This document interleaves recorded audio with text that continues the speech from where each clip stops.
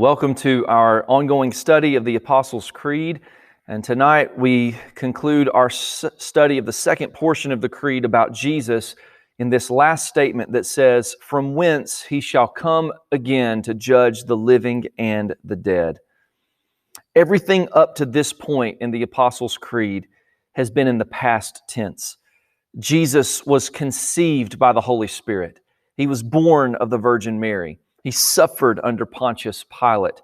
He was crucified, died, and was buried. He descended into hell. He ascended into heaven.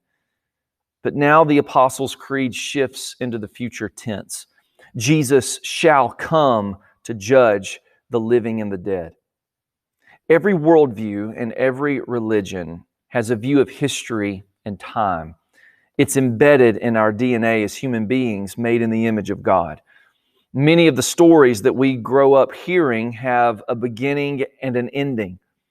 They have a once upon a time and a happily ever after. But people with different worldviews view history differently. Secularists deny the supernatural, so they assume that this natural world will eventually run out of energy and collapse. Hindus and other religions in the East have a circular view of history, meaning that history literally repeats itself through reincarnation. There's no beginning and there's no true ending. Christians view history as linear, meaning that we believe there is a distinct beginning and ending of human history. We call this the meta-narrative of Scripture, the big story of the Bible. We've talked about this before in 4 parts: creation, fall, redemption, and then restoration or consummation. In other words, the Christian gospel is expressed as a story, past, present, and future. In the past, God makes the world, and it tells us of our sin and what God has done for us and through Christ. The present tells us how we are to respond to what God has accomplished for us in Christ. And the future, how we are to hope with confidence as we anticipate the fulfillment of all God's promises. The Apostles' Creed reflects this same view of the future in the words, "From whence he shall come again to judge the living and the dead." We long for the day when God will make all things right, and He will judge the world in righteousness. Hebrews 9 verse 28 tells us that Christ came not only to bear the sins of many, but He will also appear a second time, not to deal with sin, but to save those who are eagerly waiting for Him. Our hope is in the happy ending of Jesus returning to earth to establish His eternal kingdom, vanquishing sin, destroying death, and saving His people. One of the clearest teachings on the final judgment comes from Matthew 25. Beginning in verse 31, it says, "When the Son of Man comes in His glory, and all the angels with Him, then He will sit on His glorious throne. Before Him will be gathered all the nations, and He will separate people from one another as a shepherd separates the sheep from the goats. And He will place the sheep on His right, but the goats on the left. Then the King will say to those on His right, 'Come, you who are blessed by my Father, inherit the kingdom prepared for you from the foundation of the world. For I was hungry, and you gave me food. I was thirsty, and you gave me drink. I was a stranger, and you welcomed me. I was naked, and you clothed me. I was sick, and you visited me. I was in prison, and you came to me.' And then the righteous will answer Him, saying, 'Lord, when did we see you hungry and feed you, or thirsty and give you drink? And when did we see you a stranger and welcome you, or naked and clothe you? And when did we see you sick or in prison and visit you?' And the King will answer them, 'Truly I say to you, as you did it to one of the least of these my brothers, you did it to me.' And then He will say to those on His left, 'Depart from me, you cursed, into the eternal fire prepared for the devil and his angels. For I was hungry, and you gave me no food. I was thirsty, and you gave me no drink. I was a stranger, and you did not welcome me. Naked, and you did not clothe me. Sick and in prison, and you did not visit me.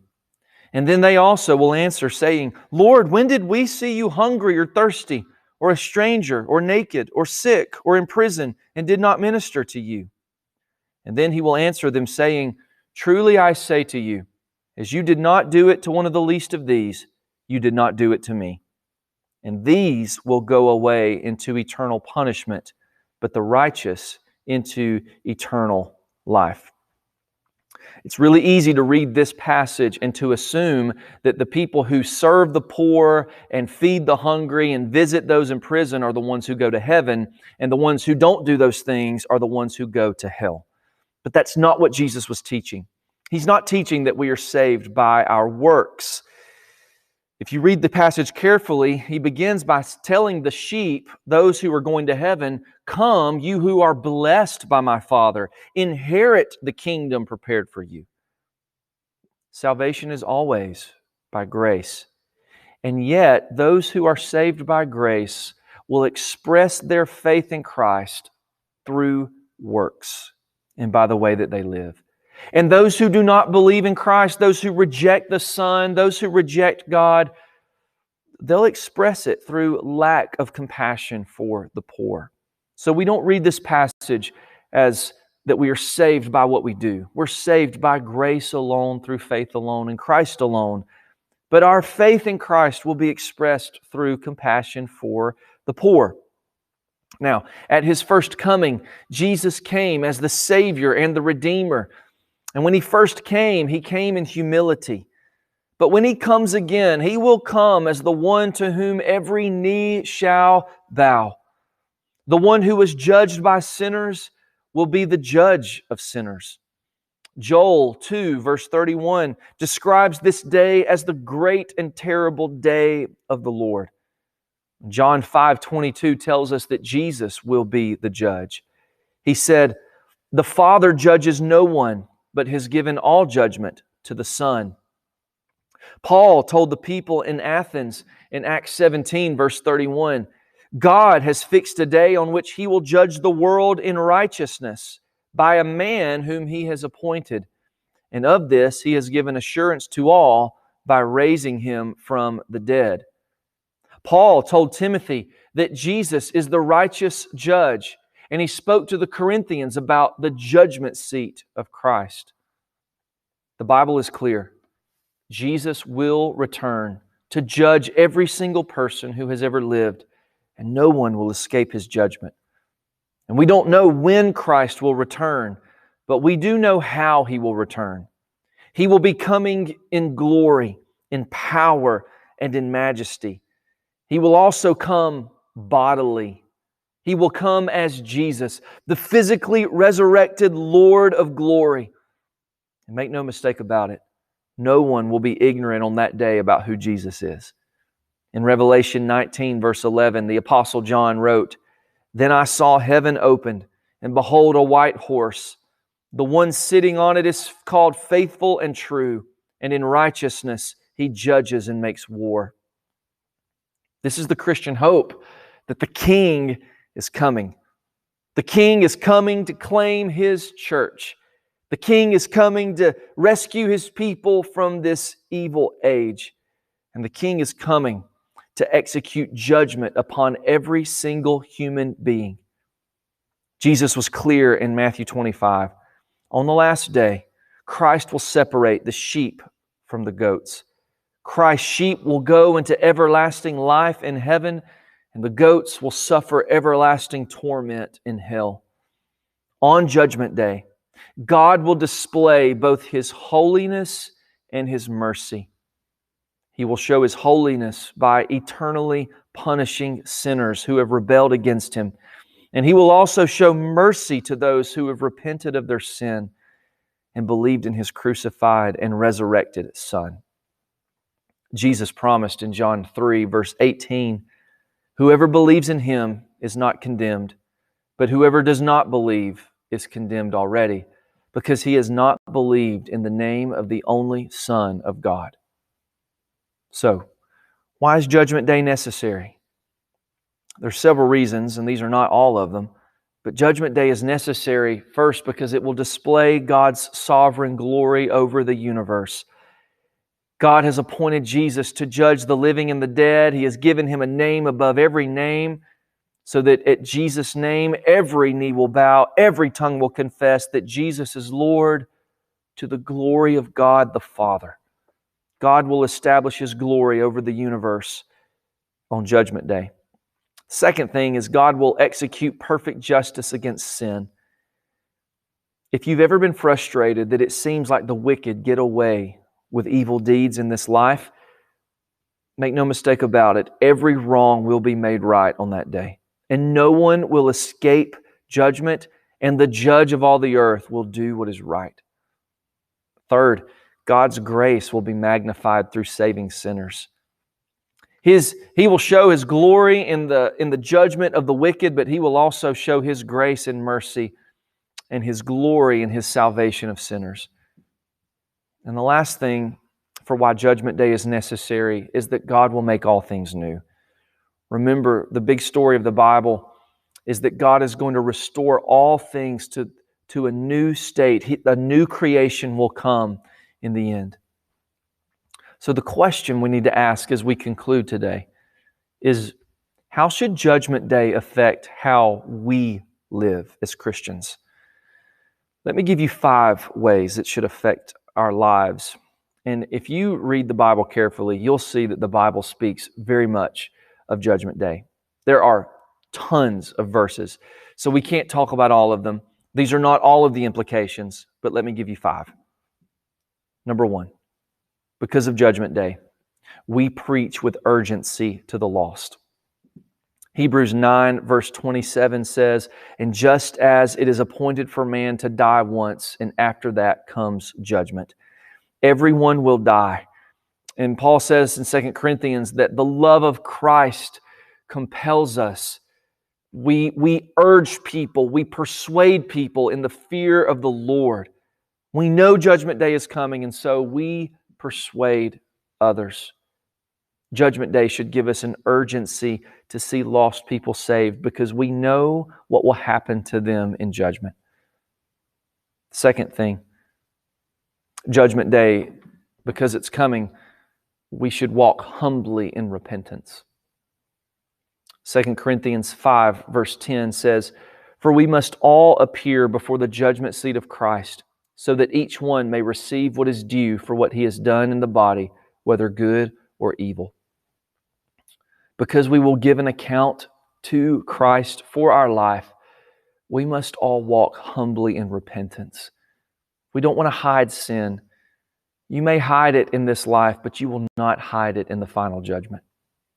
So repent and continue to walk humbly before your God. Number 3, because of Judgment Day, we speak carefully. Matthew 12, verse 36, Jesus said, "I tell you, on the day of judgment, people will give an account for every careless word they speak." We want to be careful with how we speak to others. Number 4, because of Judgment Day, we encourage others daily. Hebrews 10, verse 24 says, "And let us consider how to stir up one another to love and good works, not neglecting to meet together, as is the habit of some, but encouraging one another, and all the more as you see the day drawing near." We believe the day is coming, the day when we will give an account. And so Hebrews says, see to it that no one fails to obtain the grace of God. Encourage one another, motivate one another towards good works. This is the reason why we don't forsake assembling together. This is the reason why it's so important for Christians to gather on a regular basis in church, to encourage one another, to keep the faith and not to give up, because the day is coming. Your church worship service is a dress rehearsal for the last day. It's a dress rehearsal for eternity. So we want to be ready. And finally, because of Judgment Day, we patiently endure evil, leaving vengeance to God. We don't try to get back at others. We don't seek vengeance, because Romans 12:19 tells us, "Beloved, never avenge yourselves, but leave it to the wrath of God, for it is written, vengeance is mine, I will repay, says the Lord. Friends, you can trust that no matter what is done to you, no amount of evil in this life done to you will be the final word. It will not be the final say. God will have vengeance. All evil, all wickedness will face God's justice on that day. So we can patiently endure evil in this life, knowing that when Christ returns, He will make all things new. The fact that Christ is coming to judge the living and the dead tells us that we are not going to have our best life now, nor should we look for it. For those who have their best life now are going to face a very different life in the age to come. And so we sing and we read Scripture and we share the gospel and we preach the Word against the backdrop of this coming kingdom. We can eat and drink and serve and sleep with confidence only because we have assurance that we know the future. And that future is Jesus Christ. And we are safe in Him. Thanks for watching, and Lord willing, we'll see you next week.